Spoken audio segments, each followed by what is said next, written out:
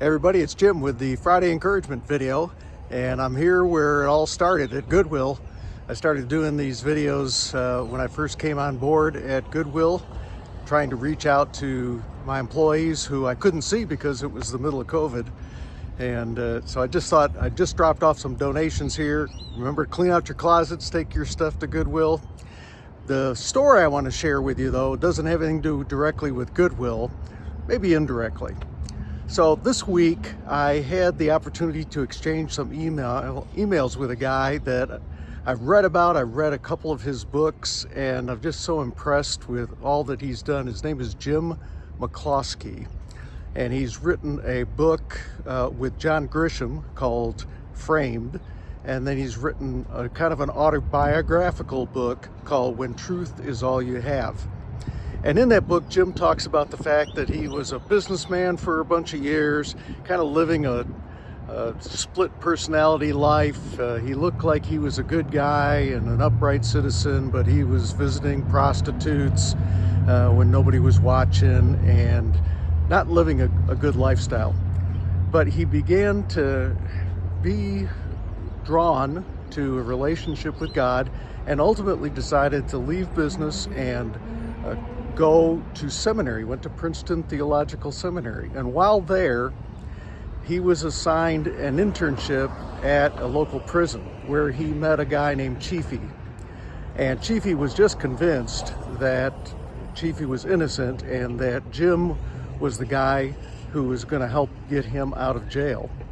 Now, at that point, Jim didn't know anything about getting people out of jail. He wasn't a lawyer. He didn't have any experience in the criminal justice system. But he read all of the information about Chiefy's trial, and he became convinced that Chiefy was innocent. And one day, Chiefy braced him when he came to visit the prison. He said, "Well, do you believe I'm innocent?" And Jim said, "Yes, I do believe you're innocent." He said, "Well, what are you going to do about it?" And Jim was like, "Oh, I'm just a seminary student." He said, I've been praying for 8 years that God would send somebody, and you are the person who's supposed to get me out of here." So with that kind of confidence expressed in him, Jim decided he better do something. And that began Jim on the journey of establishing a nonprofit called Centurion Ministries, where he helps exonerate people who've been wrongfully convicted and either have a life sentence or have a death sentence.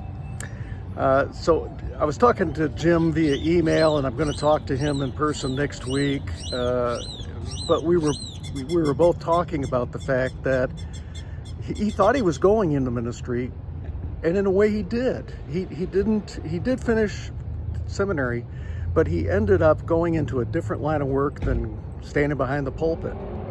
And I was telling him the story of me going into law and feeling like, well, maybe I'd missed my calling. But I came to the conclusion that Jim came to, independently of each other. It's all ministry. And so what I did at Goodwill, I considered that ministry. It's helping people. It's helping further God's kingdom, which is all about loving God and loving one another.